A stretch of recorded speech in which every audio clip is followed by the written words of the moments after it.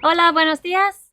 Bienvenido al canal. En este video vamos a ir respondiendo a todas vuestras preguntas que nos habéis hecho. Muchas gracias por las preguntas. Hay algunas muy interesantes. Vamos a hacer dos vídeos, uno en castellano, y otro en inglés. Vamos a responder a cada pregunta en el idioma en la que la existe. Así que si no respondemos a tu pregunta en este video, mira el otro. Y si alguien nos hace la misma pregunta en dos idiomas, vamos a responder en el idioma en el que la hicieron primero. ¿Claro? No mucho, pero... Primera pregunta. Vale, la primera pregunta es, ¿en qué momento tomaron la decisión de vivir en una finca? ¿Fue difícil tomar la decisión de irse a vivir al campo? Creo que siempre nos interesó el tema y a medida que leíamos más y aprendíamos más, nos fuimos interesando cada vez más, pero creo que realmente la decisión la tomamos cuando volvimos de hacer el Camino de Santiago. Creo que volvimos que fue en 2019, no, 2018. 2018 volvimos como muy encantados de ese estilo. Nos gustó mucho el campo por la zona de Galicia y ese era nuestro plan inicial, era ir a Galicia, y luego nos dimos cuenta que a lo mejor era mejor estar cerca de alguna familia como es la mía y por aquí por Valencia. Entonces Fue entonces, en 2018, justo después de volver del camino. Recién habíamos comprado un piso en Manchester, en Inglaterra, hace, no sé, 3 meses. Y volvimos y dijimos, vale, vamos a vender el piso, vamos a mudarnos a España. Sí. Fue un poco así. Un poco así. Y luego la segunda parte fue difícil. No fue difícil. Creo que queríamos tanto hacerlo que cuando vinimos a España y empezamos a ver terrenos y vimos los precios y vimos que era posible hacerlo, realmente fue muy fácil tomar la decisión. Sí. Segunda pregunta. Hay varias personas preguntando a qué distancia estamos del pueblo. Es una respuesta muy sencilla. Estamos a menos de 2 kilómetros del pueblo más cercano. Depende si vas en coche, es un poco más largo porque hay curvas, o puedes también caminar en línea más o menos recta desde aquí por los campos y subir una colina. Sí, está relativamente cerca. Es 1 kilómetro caminando, es súper cerca y nos encanta porque no estamos tan aislados, es muy fácil ir a hacer compras, etc. El pueblo tiene 900 habitantes, ¿no? Sí. Y hay otro pueblo un poquito más lejos, a unos 8 o 9 kilómetros, que es un poco más grande, que tiene un supermercado un poco más grande, así que no estamos aislados para nada. Creo que también preguntan también sobre farmacias, ferreterías. Sí, tenemos acceso a eso, a alimentos, farmacia, ferretería, las cooperativas de materiales de construcción, hay, no sé, ópticas, salas de emergencias por si tienes que ir a un hospital. Librerías, no. Alguien pregunta por librerías. Me gusta que alguien haya preguntado por librerías. En cuanto a necesidades básicas, lo es para mí. Pero no, de momento no encontramos una buena librería. Pero bueno. Todo lo demás en menos de 10 minutos en coche. Tercera pregunta, si tenemos autosuficiencia energética y cuántas placas y para qué electrodomésticos. Sí, bueno, tenemos... bueno, decir que tenemos autosuficiencia no sé cómo se define. Es decir, ahora mismo electricidad, o sea, toda la electricidad que necesitamos la sacamos de los paneles solares. En ese sentido sí, tenemos instalado por el momento, 1,5 kilovatios en 4 paneles. Tenemos un vídeo sobre esto que lo puedes poner como por ahí. Pero luego también dependemos de las botellas de gas para cocinar y para calentar el agua. Así que no sé si yo lo llamaría eso autosuficiencia energética, pero es lo que tenemos. Sí, nos gustaría ir más en esa dirección. Sí. Usar más leña, etcétera, en lugar de gas. Es algo que estamos pensando. ¿Y para qué electrodomésticos? Pues casi todo lo que nos gustaría tener, tenemos, pero a escala bastante pequeña. Tenemos una nevera pequeña, podríamos tener un ¿cómo se llama? Lavarropas. Si el lavarropas tendríamos que utilizarlo durante el día, en un día de sol. Como podríamos, pero no es una prioridad para nosotros. creo que no estamos limitados a cuántos electrodomésticos podemos tener, estamos más limitados a cuántos electrodomésticos podemos usar a la vez y cuándo. Sí, entonces, es más eso. Tenemos pensado vallar la finca y vamos a empezar a reparar la casa caída. vallar la finca no, porque los límites de nuestro terreno son bastante naturales, es decir, casi todo el límite es el barranco, luego hay un cruce del barranco y luego está la entrada al terreno que tenemos puestos 2 postes con una cadena. Y luego hay un trozo que hay un pequeño muro de piedra, como que me llega, como no sé, a la pierna o a las rodillas. Y no tenemos vecinos adyacentes, por lo tanto no le vemos necesidad y además es feo. No sé, para mí es mucho trabajo vallar. Además que es mucho trabajo. Cuesta mucho, es mucho trabajo.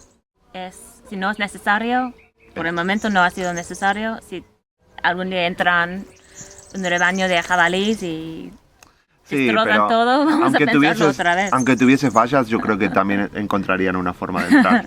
o la romperían o entrarían por la cadena o no sé, no le veo la necesidad. Todo.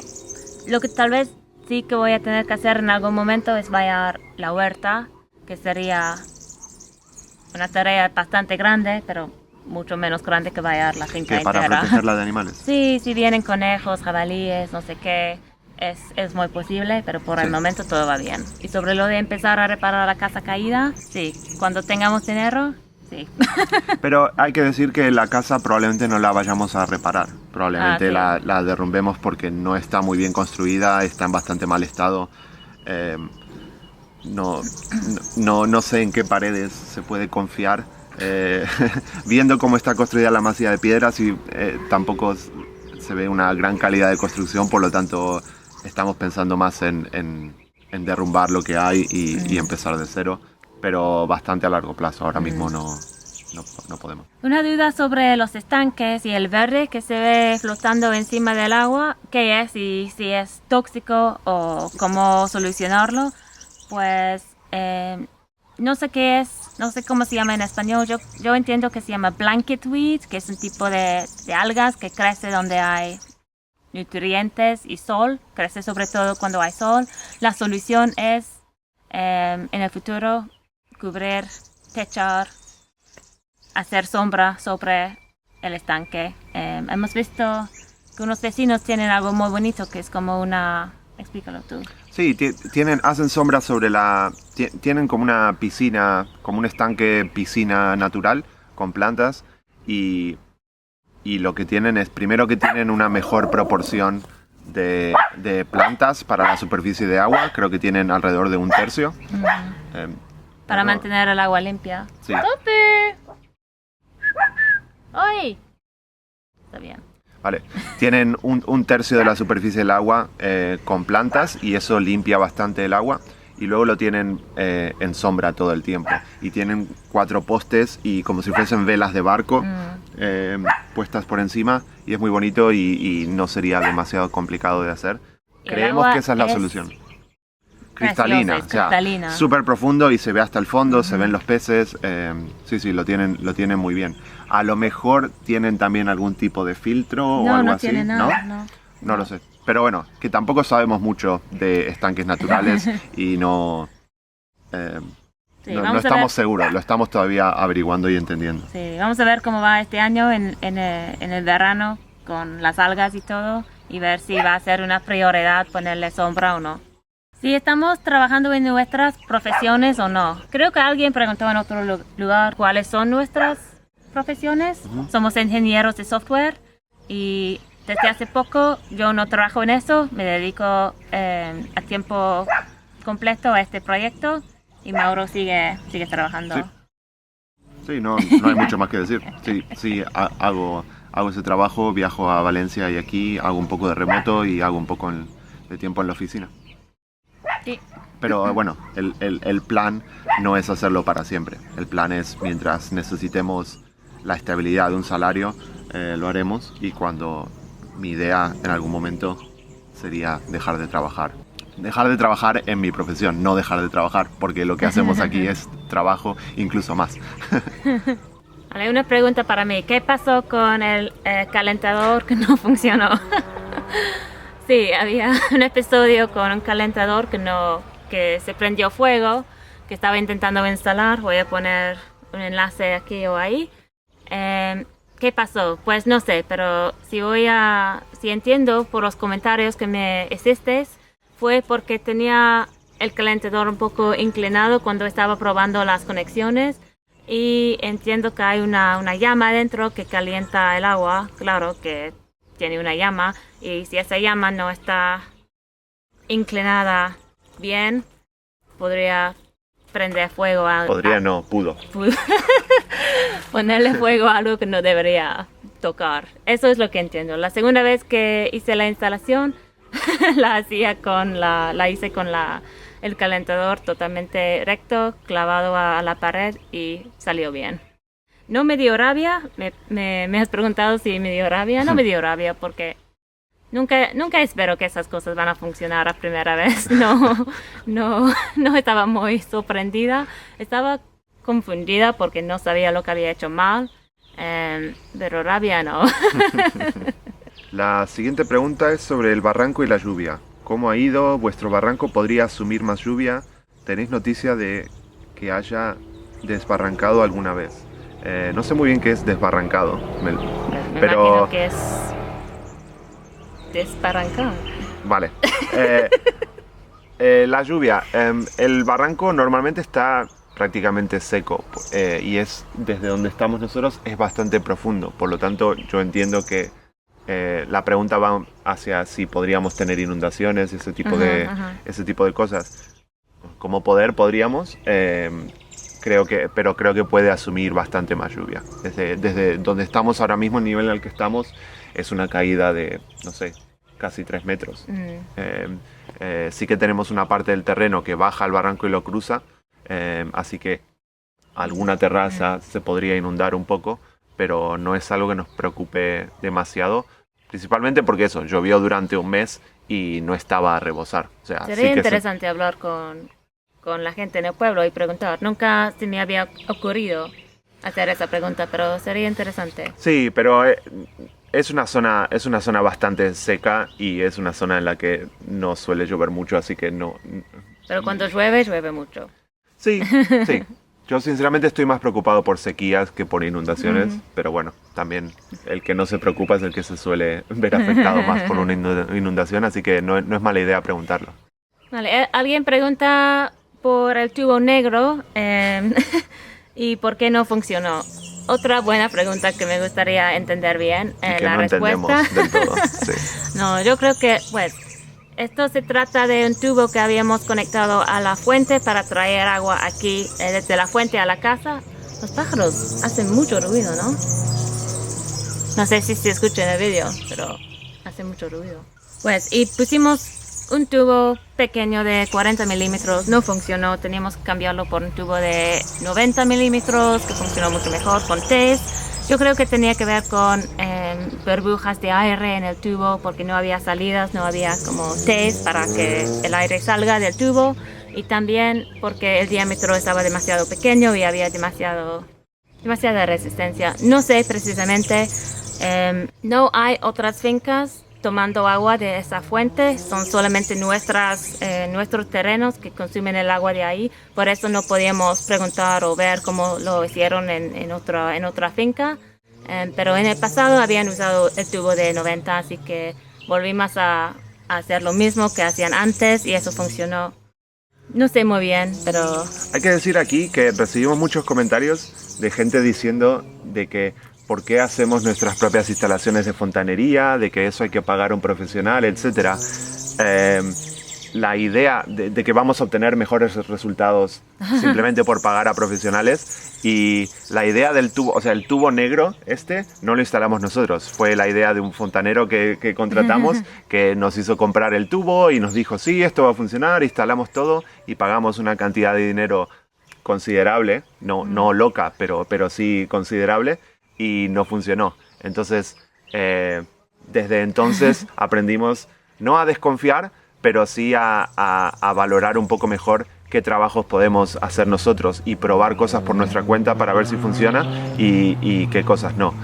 Y confiar también en las opiniones de la gente de aquí, porque Exacto. los vecinos y la gente del pueblo, ellos te pueden comentar, oh, en el pasado tenían un tubo de no sé qué, y oh, tienes que hacer esto, esto y esto. Confío mucho en lo que dicen la gente de aquí, porque ellos saben cómo se hacían las cosas en el pasado, cómo se hacen las cosas tradicionalmente, y esas cosas funcionan, tienen que funcionar porque llevan tanto tiempo funcionando. Así que aprendimos algo de esa experiencia, ¿no? Sí. Una pregunta sobre los gatos, si cazan lagartijas y en general qué daño podrían hacer al entorno natural. Eso me preocupa también. Por lo que he visto, los gatos no han tenido mucho éxito en sus casas últimamente. Creo que tal vez un ratón o algo. Un ratón pequeñito, sí. No sé. Sí, me gustaría que casen solamente a las ratas y los ratones que tenemos en el techo y no a las lagartijas y los pájaros. No sé, si alguien tiene un consejo sobre eso, Sí. cómo hacer que los gatos no destruyan todo. Me temo que el consejo es no tener gatos, pero sí, de momento no los vimos cazar demasiado, pero sí es algo que nos preocupa. La siguiente pregunta, si mal no recuerdo, es si hay algo que echemos de menos o que no hayamos pensado que echaríamos de menos. Y no se me ocurre algo que no hayamos pensado. Es decir, hay muchas cosas que echo de menos. A lo mejor yo no tanto porque todavía voy a la ciudad, entonces cosas que podría echar de menos como comprar libros o comprar buen café, lo puedo hacer todavía. Pero para mí, a lo mejor echo de menos no depender del coche. Siempre yo no conduzco el coche y siempre me moví en bicicleta o en transporte público y echo de menos no tener coche, que es algo positivo para mí. A lo mejor es lo que más. Sí, para mí, sí, no hay nada realmente que extraño de la ciudad. Hay cosas que son más complicadas o más incómodas aquí, por ejemplo, recibir paquetes, ese tipo de cosas que son, pues como no tenemos realmente una dirección que salga cuando buscas la dirección en los campos que rellenas, cuando pides algo por internet, esta dirección no sale porque es una masía rural, no tiene dirección como número 42, tal calle. Así que Calle de las Piedras, número 1. Sí. Así que ese tipo de cosas es complicado, pero no es algo, creo que eso no es a dónde va la pregunta. No va sobre eso, pero es un comentario. No extraño mucho realmente. Ok, una pregunta aquí sobre hipoteca, si es viable. La pregunta gorda. Sí, un temazo. La pregunta del millón. Hipotecas, dinero, si hay alguna legalidad sobre vivir en un terreno rústico o suelo rústico, etcétera.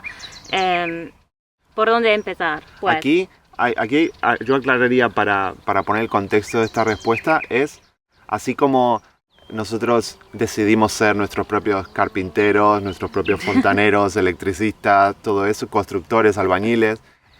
No somos nuestros propios abogados ni asesor fiscal, por lo tanto, para estas cosas sí que consideramos que es importante pagar a un profesional. Entonces, no vamos a dar consejos, solamente vamos a dar vamos a decir nuestra experiencia y creo que en esto en particular sí es importante hablar con gente oficial en ayuntamientos, abogados, etc. Sí. Hemos tenido mucha suerte con esta compra y este pueblo y las reglas, las normas que hay aquí, pero si estás pensando en comprar un terreno y no es como un piso normal en un pueblo, si es suelo rústico, si es una masía abandonada, no sé qué, ese tipo de propiedad hay que hablar con el ayuntamiento del pueblo donde vas a comprar y explicarles qué quieres hacer, preguntarles si puedes construir, qué quieres construir, qué tamaño, dónde, etcétera, qué normas hay, porque depende de la provincia, de la comunidad, provincia, de la comunidad, incluso del pueblo.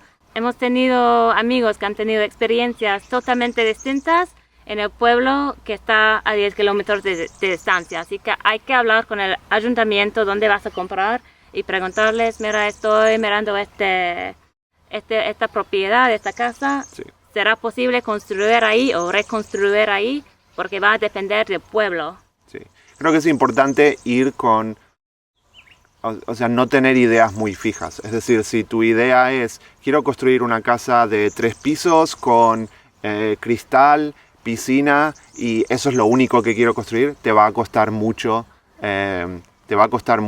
encontrar exactamente lo que quieres. Mientras que si vas un poco abierto a lo que te dejen construir y eres adaptable, probablemente tengas más suerte. Es mi visión, Sí. de conocer gente que busca algo súper específico y obviamente les va a costar mucho más. En nuestro caso, nosotros estamos súper abiertos a, pues si tenemos una masía de piedra, vivimos ahí. Si necesitamos una tienda de campaña como esta, pues lo hacemos así, estamos mucho más abiertos. Sí, lo que no puedes pensar, y esto es lo que dice en muchos sitios web, es que si tienes una hectárea que es 10.000 metros cuadrados, tienes el derecho de vivir y construir ahí. Eso es lo que pone en muchos sitios web. Eso no es verdad, o tal vez es verdad en algunas comarcas, algunas regiones de España, o en el pasado, no sé qué, pero esa no es una regla en que la puedes confiar en toda España, en Sí, todo momento. no está escrito en piedra eso. Sí, muchos ayuntamientos van con esa regla más o menos, pero están libres a imponer sus propias reglas y normas, depende del arquitecto, del pueblo, del ayuntamiento. Así que no puedes ir con esa idea fija que voy a comprarme 10.000 metros cuadrados, voy a poder construirme lo que quiera. No va a ser así. Habíamos puesto también que me parece muy... Esto sí es un consejo y es no creerte todo lo que te dicen los... ¿cómo se dice? La gente de la inmobiliaria. Es decir... O el vendedor. Sí, los vendedores en general, porque muchas veces van a dar la impresión de que son locales y te cuentan, el vecino hizo tal cosa, y te van a contar lo que te tenga que contar para venderte. Entonces, seguro que hay buenos profesionales y seguro que hay gente que da buen consejo, pero por norma general yo no me creo nada. No. Hay gente que ofrece este servicio de llamar al ayuntamiento para ti, para hablar con el ayuntamiento si quieres, y no sé, si no hablas bien el español o lo que sea, o prefieres que alguien que sepa un poco más del tema hable para ti. Hay gente que hacen eso, incluso tenemos amigos que hacen ese servicio, así que busca a alguien que haga eso y no, sí, como dijo Mauro, no confíes en lo que te dicen el agente inmobiliario, nada. Porque si vas a gastar ese dinero, mejor saber que vas a poder hacer lo que quieres hacer ahí.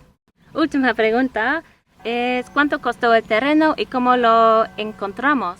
Pues vamos a responder más a esta pregunta en la versión inglesa porque creo que alguien o más gente nos preguntó esa pregunta en inglés, así que me parece más justo responder en inglés. Pero tendrá subtítulos. O sea, tendrá subtítulos, sí, claro. Como todos los videos. Pero vamos a decir en este video que el terreno nos costó en total, ¿qué? 33.000. 33.000. 33.000. Eso es 1,6 hectáreas con 2 edificios, un edificio habitable, un edificio caído, agua, un poco de terreno de secano también. Es lo que has visto en el tour, etc. En realidad fueron 3 propiedades de distintos tamaños que compramos juntos para reunir una propiedad que se había compartido durante los años. Sí, 33.000 con un poco de impuestos y pagos a abogados, etc. Sí. Creo que gastamos casi 40.000 tal vez al final.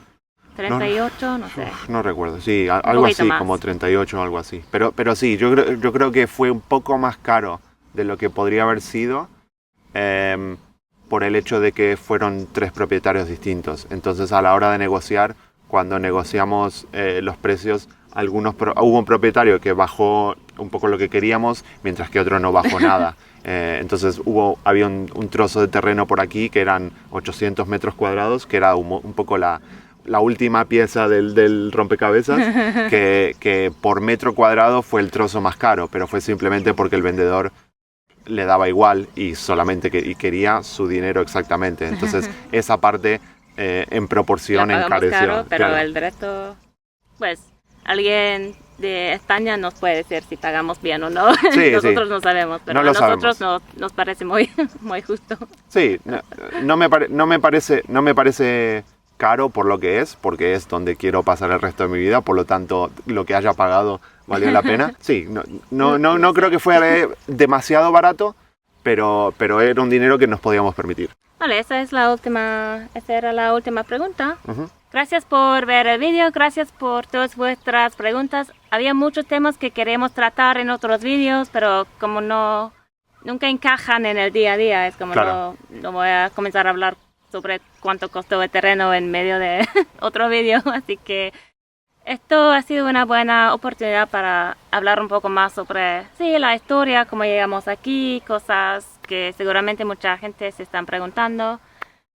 Y nada, que luego voy a subir otro vídeo en inglés con más preguntas distintas.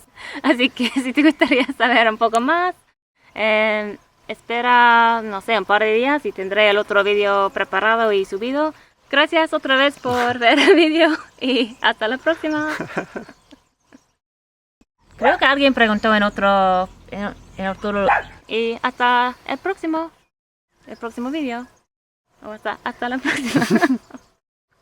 Así que si te gustaría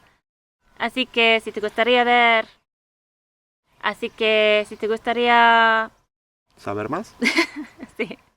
Vamos a hacer 2 vídeos respondiendo a todas vuestras. ¿Algo más que quieres decir? Em, Que suscriban. ¿No?